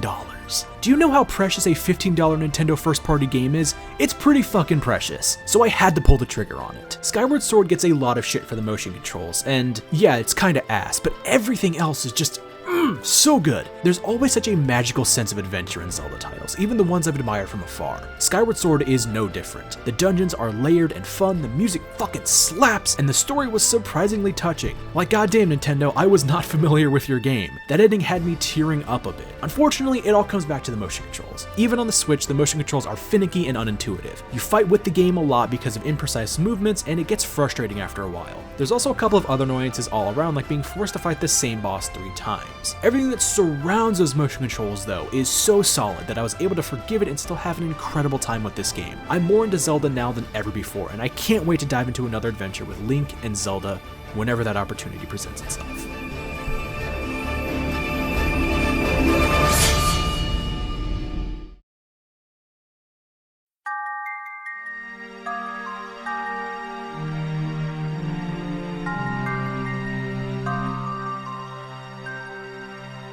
Resident Evil Requiem is my most anticipated game of 2026, easily. I adore this franchise, but I've always been embarrassed that I've never played the older games. The original Resident Evil is both one of the most iconic and infamous games of all time. From Jill Sandwich to the Master of Unlocking and everything in between, Resident Evil 1 is iconic for all of the best and worst reasons. Because of that, I think it's easy to look back and make fun of it for its obvious faults, but I still think it holds up pretty well. Not perfectly, but pretty well. Even 30 years later, the OG is still the benchmark for everything the series would become. The tense atmosphere of the Spencer Mansion has stayed in the heads of many children who are way too young to play this game at the time. Around every corner lies those split-second decisions that could spell disaster for you if you hesitate, and the skin-crawling music and sound design that helps bring the whole package together. It was a survival horror masterpiece back then, and today it still more than carries its weight with an incredible feeling of tension and suspense, with the occasional jump scare thrown in for good measure. The reason why it's not quite a masterpiece anymore is because of how well this formula would evolve and improve over time, and we'll get to a few of those entries later. The consistent backtracking for new items and the satisfying but often annoying puzzle solving is all there. It's just overall less refined and less distinctive in this game as compared to future titles. The characters are nothing short of iconic. Jill and Chris have their individual pros and cons in their playstyle, but also feature good side plots involving Barry Burton and the surprising standout Rebecca Chambers. Though this game wouldn't really use the two different protagonists to their advantage, as most of the game is pretty much exactly the same. Something that unfortunately every Resident Evil game with multiple scenarios struggles with. Despite all of that though, the infectious charm of the PS1 backgrounds, the ridiculous fucking FMVs, and the downright terrible voice acting makes it hard for me to give this game a lot of shit. Even though games like Sweet Home would inspire Resident Evil, it feels like the humble beginnings of the survival horror genre. It feels both unsure and completely confident of the dynasty that would start from here. Going back to the originals after playing so many of the contemporary games feels a little surreal. I hope that the others will hold up in the same way that this one does. As the game itself says, you have once again entered the world of survival horror. Good luck.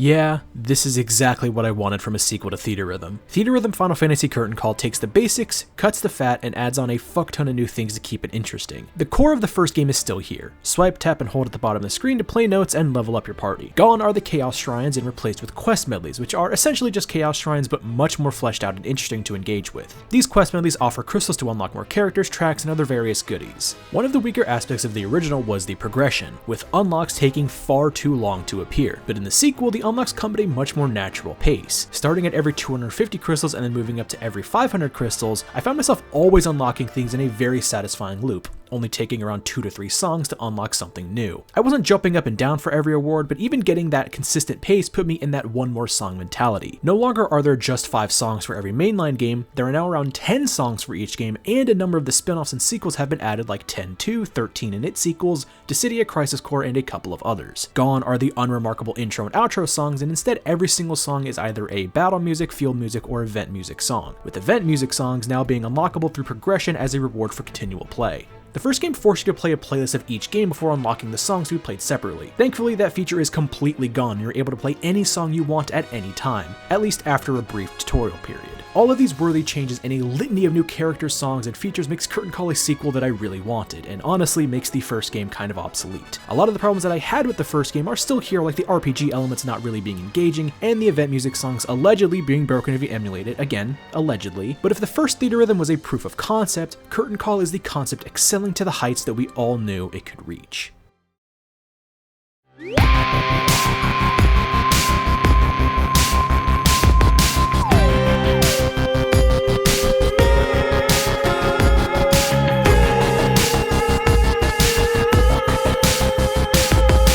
I fucking love Hades 1. It's one of the few roguelikes that I genuinely couldn't put down. Given Supergiant's tendency to release banger new IP after banger new IP, I was a little worried that they would abandon Hades and try something else. Whatever that something else would be peak, but I was so happy when Hades 2 was confirmed, and as soon as I bought it and booted it up, I knew Hades 2 would take over my life. And what better time to be trapped in a game on my Switch than during a big move when most of my setup is still in boxes. And so for hours upon hours upon hours, I got lost inside Hades 2 and all of its lovely little surprises. I didn't think the sequel would be better than the first, but to say it blows it out of the water is a little bit of an understatement. The two games are very different from a structural level, featuring 2 different ways of playing that completely change the way you interact with each run. The ascension up to Olympus or the descent down to Tartarus are equally fun and still feature all of the roguelike goodness you've come to expect from the series. The characters shine just as bright in this game, especially Artemis, who I was shocked I had such a connection to given her relatively small appearance in the previous game. The writing is just as sharp here, and Melinoy is on par with Zagreus as far as protagonists go. But the game really shines with its main villain, Kronos. His control over time throws so many wrenches into your plans and so many unexpected moments that wowed me every single time. And the music, God, the music! Darren Korb is a god amongst men, and his new soundtrack delivers tenfold. I'm gonna end this entry here so I can get another run in, because just thinking about this game puts me in a fucking frenzy, and I want to play it again right now. Goodbye.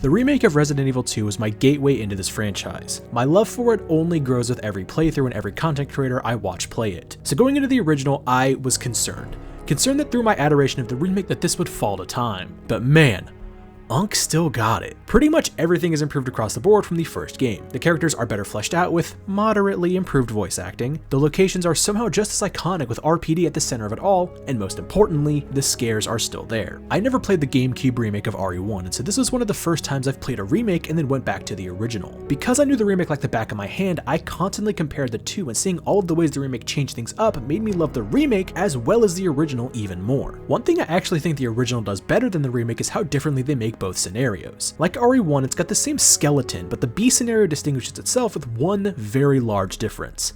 Mr. X. Mr. X is only seen in the B scenario, which shocked me given how present he was in both scenarios of the remake. This makes the B scenario the objectively harder mode, and given the wonky tank controls, Mr. X succeeded at being a terrifying threat that always kept me on my toes. Leon and Claire don't have the foundational contrast in their playstyles like Jill and Chris did, but Mr. X's inclusion gives you the choice of which character you want to be your hard playthrough. Something else worth mentioning is the zapping system. At specific points throughout the game, you can make choices that will influence how your B scenario goes. In one example, you can open a locker and find an SMG as well as a hit pouch. You can choose to take either, take none, or take both. Depending on what you choose, whatever is left in that locker will be there for your second character to pick up. This happens a couple times, and I thought it was a neat way to add some stakes in the decision making, but given how much the community mourned the loss of the zapping system in the remake, I expected it to be a lot more prevalent. Regardless, the original Resident Evil 2 more than holds up today. The remake is my favorite in the entire series, and it's hard for me to put the original that far beneath it.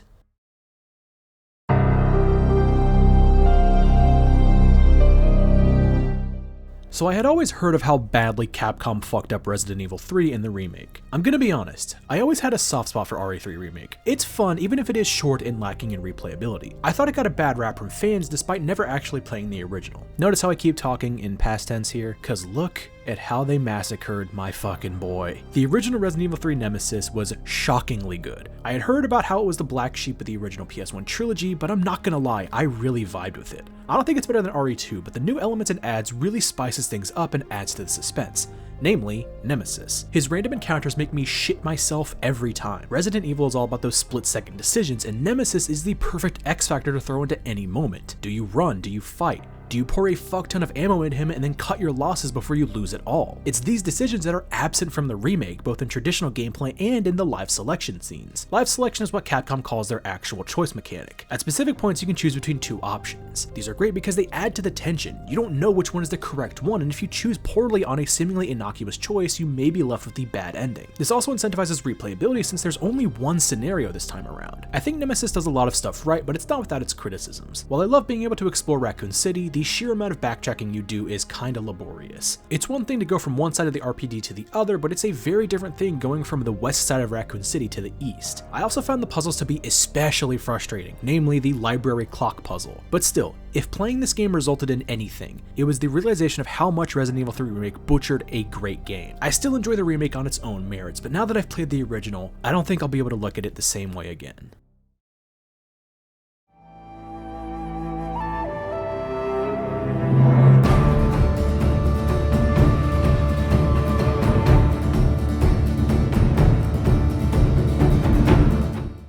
Ghost of Tsushima is a game that I really like, but I don't love as much as a lot of people do. I think it's got a great story and the gameplay is really well done, but the open world is lacking in originality. Despite that, I was still very excited for Ghost of Yotei. Everything I had seen inspired confidence that at the very least, the strong narrative and combat would carry throughout. But I found myself consistently let down with Atsu's journey. It took a long time for it to grab me, and even in the most emotionally complex scenes, it still felt like we have The Last of Us Part 2 at home. There are some undeniable highs, but some equally undeniable lows as well, especially the ending. The ending sees Atsu's brother Jubei die in what was a shoehorned and unearned way to add dramatic weight to the finale. Atsu's dry humor and Erika Ishii's great performance were really the only things that kept me invested for the first half of the game. Well, that and the improvements they made from Ghost of Tsushima. Like with other PlayStation first-party sequels, the mechanics present in the first game receive a boatload of improvements and changes that make the gameplay as a whole more satisfying to play, like the change from different stances to different weapons. My biggest complaint with Tsushima, the world, has also been improved here. It feels a lot more natural and doesn't quite follow the Ubisoft open world template that Tsushima did. Exploration is encouraged throughout Ezo with fewer ways to fill the map with various landmarks and collectibles. Ezo is a gorgeous land and the vibe is unmatched. I love the stranger in a strange land aesthetic that this game goes for. Ghost of Yotei may have fallen short of Tsushima in the story department, but it improves on a lot of the mechanics that made Tsushima such a fun game to play. The narrative missteps are too big to ignore though. Yotei is not better than Tsushima in my opinion, but I feel like I might be in the minority on that. Oh my god, I almost forgot though. That Jin mission. The Jin mission is so good, it is worth the price of admission alone. God, that shit was so good.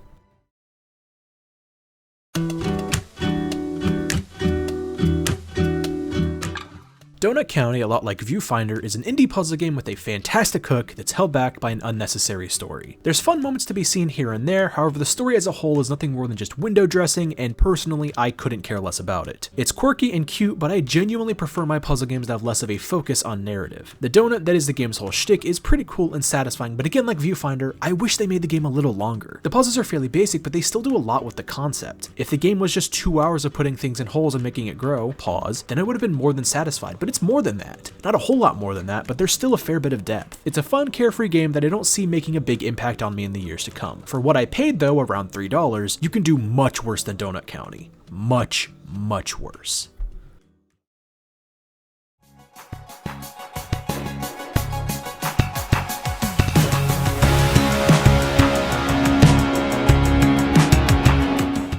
Telltale was the backbone of a lot of my teenage years. The Walking Dead was one of the first games that showed me how deep video game stories could be. I followed and cheered them on for years until their closing back in 2018. The shutdown of Telltale was a huge deal to me. It left me depressed for a long time, not knowing if the final season of The Walking Dead would continue or if we would ever see their previously announced projects return. Needless to say, the return of Telltale through Ad Hoc Studio has been an emotional reunion. While The Wolf Among Us 2 toils away in development hell with the new Telltale, the old Telltale created Dispatch. Dispatch is the first game in the narrative adventure genre to evoke the feelings that The Walking Dead and The Wolf Among Us did. While the choices and agency of the Telltale games has been a topic of discussions in the past, the true appeal of these games to me has always been the writing, characters, and performances. In a game about reforming villains, you need your dialogue to be sharp and you need the characters to be likable. Thankfully, the writing is exceptional in Dispatch. It's incredibly witty but allows itself to be taken seriously to give these characters some much needed pathos. It's not perfect, sometimes the crude humor can go a little overboard, but even with the weaker jokes, the cast is able to sell it 100%. A wide range of talent makes up the characters in Dispatch. There's legendary gaming voices like Laura Bailey and Travis Willingham, some iconic on-screen talent like Aaron Paul and Jeffrey Wright, and even some content creators like Jacksepticeye, Moist Critical, and Alana Pierce give it their all. It's an incredible synergy between dialogue and performance and makes every second a joy to behold. The animators also deserve to be given their flowers because they add so much life to these characters with the smallest of micro expressions and visual gags. So much of this game feels like a response to previous critiques of the Telltale games. Choices genuinely matter, the engine runs smooth as butter, and the gameplay is really good.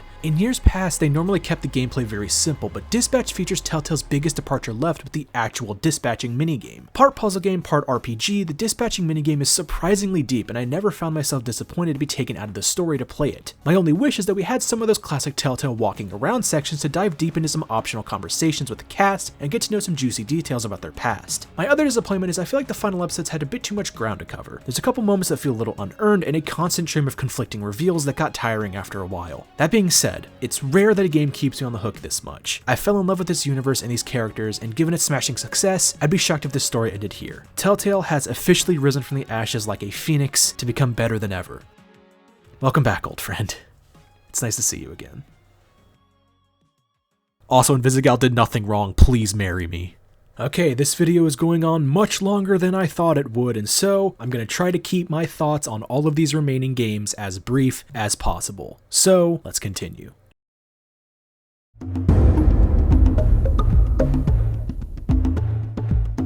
Naughty Dog is my favorite developer of all time. They've made 3 of my favorite franchises of all time and several of my favorite games of all time. They've molded my gaming journey for so long, and yet the Jak series is one that's evaded me for far too long. Given their track record of consistently putting out generation-defining franchises, I'm shocked that Jak seems to be the only outlier in this regard. I want to first preface that I don't think this game is bad by any means. In fact, it's a really good game that's held up pretty well, but I never see it on the level of Crash, Uncharted, or The Last of Us. There's plenty to love here. It's got charm and attitude out the ass with a vibrant and enjoyable world. It's simplistic in every sense of the word, especially in regard to combat. The platforming gets the job done, and I really like the collectathon journey that I went on. Scouring every corner of these perfectly designed levels never got old, and I got lost in the world many times due to how often I would tell myself to grab just one more orb. I just don't think it quite hits as hard as the debut entries of any other Naughty Dog franchise. Maybe Jak 2 is the one that cements the series as a fan favorite, but for now, it's good, but nothing too special.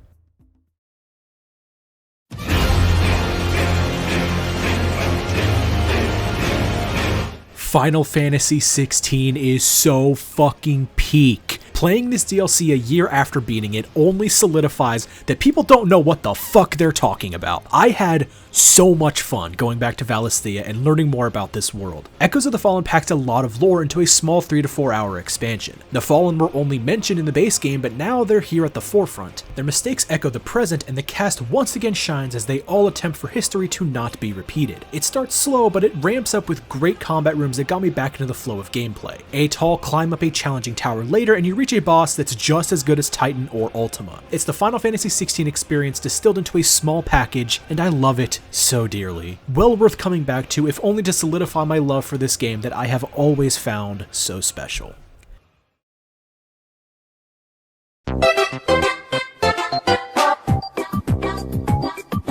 It's hard to fuck up a Mario game. It really is. And I don't think New Super Mario Bros. 2 fucks up Mario, but it more so falls flat at every single turn. Mario has never been an unambitious franchise, and so to see a game like this try absolutely nothing new with the formula and play it as safe as possible hurts a little bit. They put coins into the forefront as a gimmick, but that gimmick doesn't add anything to the experience. Nobody who plays Mario gives a shit about the coin counter or score. They just play to have fun and marvel at the game design. Giving us a deluge of coins just gives us a deluge of lives and makes every death feel meaningless. If coins actually did something, then I'd be incentivized to collect as much as possible, such as giving us new outfits or unlocking new characters. As it is, New Super Mario Bros. 2 fails at making good on its basic concept and fails at delivering a Mario game that's actually worth going back to. There's still some good to be seen here though. The music is amazing as per usual, and the platforming does feel great. The levels can be fun if the coin gimmick doesn't force itself in at every turn, but even still, exploration at these levels is cut off at the knees because more often than not, you're just rewarded with more coins. Coins, coins, coins, coins, coins, coins, coins. It's sad because New Super Mario Bros. 1 is a cornerstone of my childhood, and so coming back to the new sub-series after so long and seeing how far it fell is sobering.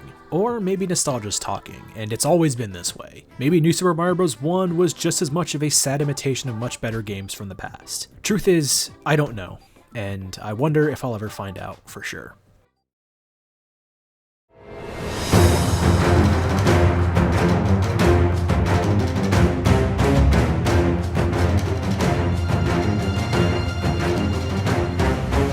Final Fantasy 16 is so fucking peak! The Rising Tide is the second expansion added to Final Fantasy 16 and the larger of the two by far, featuring new icons to master, a whole new area, about a dozen side missions, and of course a gripping main story. Square really went all out with this one. The Rising Tide sees Clive and crew travel to Mysidia, where they're forced to encounter the icon of water, Leviathan. Mysidia is a gorgeous land that might be the most beautiful location in the entire game. The village at the center of it all gives a very cozy vibe, and I loved going around talking to all the side characters and doing their missions. The combat is excellent as always, and I love the new Leviathan and Ultima abilities that Clive gains here. Granted, Ultima is basically resorted to post-game or New Game Plus because you can only obtain his abilities after beating the Rising Tide story. Or you could also enjoy the new side mode added to this DLC called the Kairos Gate. The Kairos Gate is a boss rush mode where you fight increasingly challenging enemies followed by a boss every 5 levels. You gain currency to use on temporary buffs and permanent stat boosts depending on how well you do and how stylish you dispatch your enemies. This mode was just the skill check I needed, but I found that one easy strategy could trivialize the entire mode. Use your temporary boon currency sparingly in the first half so you can save up to use as many as you need in the back half. While easy to manipulate, it was a completely unnecessary addition in the best possible way. Going back to Final Fantasy XVI was like coming back home, even if it's only been just over a year since I beat the main game. But with every Final Fantasy I revisit, that's the feeling I get. Final Fantasy is slowly but surely becoming one of my all-time favorite franchises, and I still absolutely adore Final Fantasy XVI. If you haven't played it, please don't let the negative opinions stop you from experiencing what I consider to be one of the most hard-hitting stories I've ever played, and a combat system that only ages better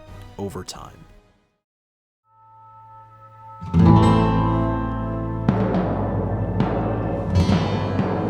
I've never been a Rockstar guy. Actually, I take that back. I've never been a GTA guy. I, like every human alive, has played Grand Theft Auto 5, and I thought it was good. It didn't change my life or anything, but I got a lot of mileage out of it as a teenager with few games to play. Rockstar never truly rocked my star. Why the fuck did I say that? Rockstar never truly rocked my world until I played Red Dead Redemption 2 back around the time it launched. Still to this day, the story of Arthur Morgan is my favorite individual story in all of gaming. I have trilogies I hold much closer, characters I love more dearly, and games I all around prefer more. But pound for pound, Red Dead Redemption 2 has my favorite story ever in a video game. So I've waited for Red Dead 1 to go on sale for a long time so I can finally see John Marston's story continue after the collapse of the Vanderlyn gang back in Red Dead 2. In December, thanks to PlayStation Plus, I finally returned to the Wild West. I struggle with my thoughts on Red Dead Redemption.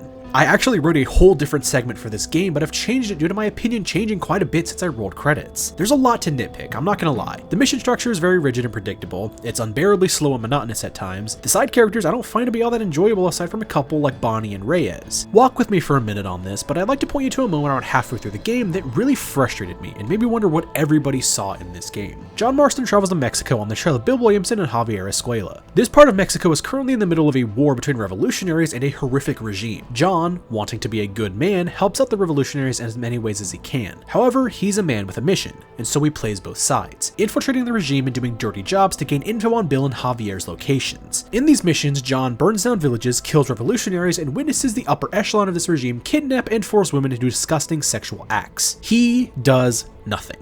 He does nothing. He just stands there and watches as he quietly and subtly makes his discomfort known to some lower rank thugs. It's only after John is fed incorrect info and betrayed by the regime that he wakes up and fully fights for the people. I understand John has done some bad things. I understand John is doing this as a means to protect his family and that's all he cares about. But this moment in particular just rubbed me the wrong way, and I could not get over that for the entire runtime. So why was I depressed when he died? Why was I so gutted when I saw his son take the same path he did? Why do I love this game and this character all the same? I think I figured it out. Grand Theft Auto paints a world full of cartoon characters. The most extreme of today's society is dialed up to an 11 and made to be as over the top as possible while still feeling realistic. If Grand Theft Auto is the world we see on the news, then Red Dead Redemption is the world we see outside our window. It's a world full of people with families, flaws, and aspirations. These people are messy and imperfect, but so incredibly raw and real. It's easy to say that John should be the hero and stand up for the innocent all the time, but I know so many people, myself included, would likely put their head down and turn a blind eye. You and I are not any more heroes than John is. John Marston is not a hero, but he is a good man.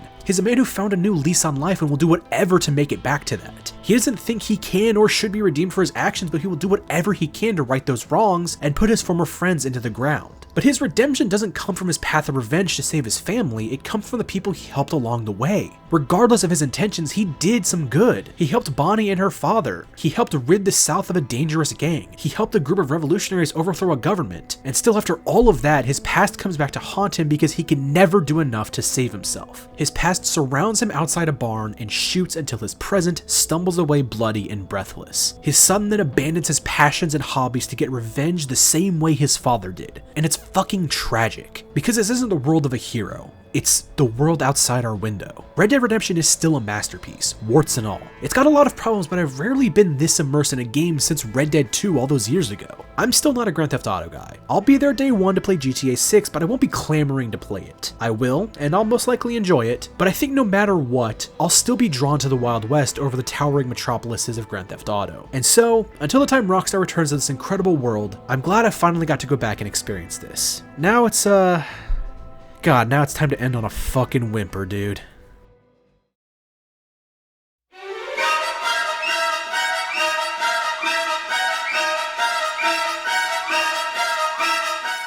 Begone, vile man! Begone from me! A starter car! This car is a finisher car! A transporter of gods! The Golden God! I am untethered and my rage knows no bounds! I take back everything I said about Final Fantasy in my Rising Tide entry.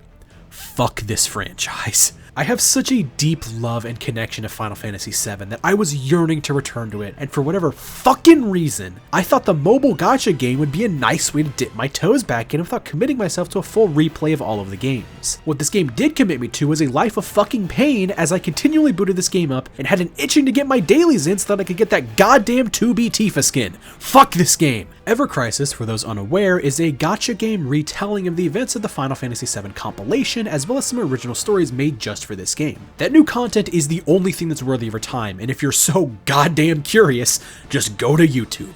Don't make the same mistake I did. Around every corner is a dark reminder of the bottom line of this game, to squeeze every single coin out of your wallet. The onboarding is so unbearably dog shit that despite the game giving me over-leveled weapons, I still felt like I was at a supreme disadvantage due to how much shit they throw at you at once. 82 different currencies, 47 different menus, 106 things you have to keep track of, it's all just too much for any new player. Now that initial hurdle might be worth it if the game was actually fun, but ha! It's not! It's not fun at all! It's simplistic as shit to the point where you have more fun just turning on auto battling while you do literally anything else. Because of that, my time with Ever Crisis became essentially a visual novel with stats and gacha pulls. And if that doesn't sound like the absolutely least fun thing to do on the planet, well, you're wrong. This is one of the most exploitative and gross misuse of a beloved franchise I have ever seen. I feel betrayed as someone who loves this world and these characters so fucking much. I feel insulted as a human being to think that Square has such a low opinion of their fan base that they'd willfully shell out hundreds of dollars just to get a slightly better gun for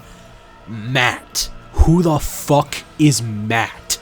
We could have had cool ass characters who aren't playable in the FF7 compilation, like Jesse, the Turks, and Cisne, but we got fucking Matt? The sad thing is, it's working for Square. This game is making money, and look, I've been at the behest of shitty gacha games in the past, but we as a society are so fucked from an overexposure of gambling that for some reason, digital swords in a game that's not going to be playable in 3 years is considered an okay investment to most people. Waste of time, waste of talented developers, waste of this beloved franchise and characters. A game retelling of the entire FF7 compilation deserved better than this fucking drivel. I'm done, cue the ending, free me. And so we arrive at the moment of truth. All 58 games I played in 2025 ranked from worst to best. This was such a frustrating list because I feel like so many games deserve to have higher rankings, but when I see their placement in context with the games surrounding it, I can't see it any other way. But enough of that, let's get into the ranking itself. 58. Final Fantasy VII Ever Crisis. 57. Borderlands the Pre-Sequel. 56. Lost Records Bloom and Rage. 55. Hogwarts Legacy. 54. Assassin's Creed Shadows. 53. New Super Mario Bros. 2. 52. Halo 3 ODST. 51. Mario Kart Super Circuit. 50. Mario's Picross. 49. Dordogne. 48. Mario Kart 64. 47. Sonic Colors Ultimate. 46. Donut County. 45. Phasmophobia. 44. Borderlands. 43. Theatrhythm Final Fantasy. 42. Mafia 2. 41. Jak and Daxter the Precursor Legacy. 40. Borderlands 3. 39. South of Midnight. 38. Oxenfree. 37. Viewfinder.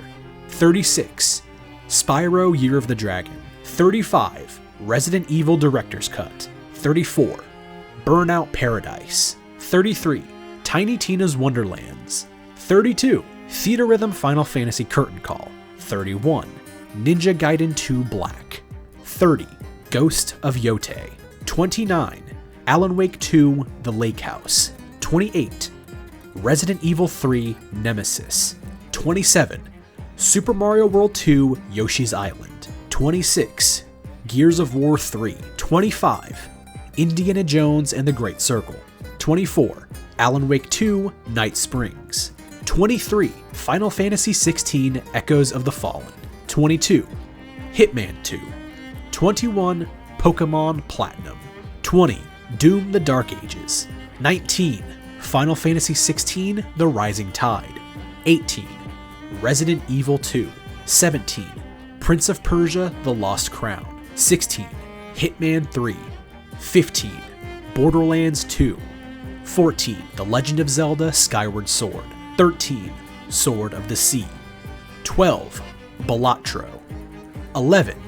Ori and the Will of the Wisps. And my top 10 favorite games that I played in 2025 are: number 10, Red Dead Redemption. Number 9, Judgment. Number 8, Split Fiction. Number 7, Dispatch. Number 6, Halo 3. Number 5, Yakuza 6, The Song of Life. Number 4, Alan Wake 2. Number 3, Hades 2. Number 2, Clair Obscur Expedition 33. And number 1, Final Fantasy X. Deciding between Final Fantasy X and Expedition 33 was one of the most difficult choices I've ever had to make. Both are two of my favorite games of all time, number 5 and number 6 in my top 10 respectively. They're both such similar games and I love them both so dearly, but I had to give the edge to Final Fantasy X for just how well it's aged despite everything. The Zero series might as well be the story of my love affair with Final Fantasy, because after OG FF7, Rebirth, and 16 from 2024's video, and Final Fantasy X from this year's video, Final Fantasy is reigning supreme. Will that change in 2026? If you follow me on this journey once again, we might just find out in about 365 days. Thank you so much for watching this video. It truly means the world to me. I put so much time and effort into this one, and I'm very proud of how well it turned out and how much I feel like I've already improved as a creator in just one short year and only 4 videos. Thank you so much again. Please like, comment, and subscribe to see more, and go play some video games.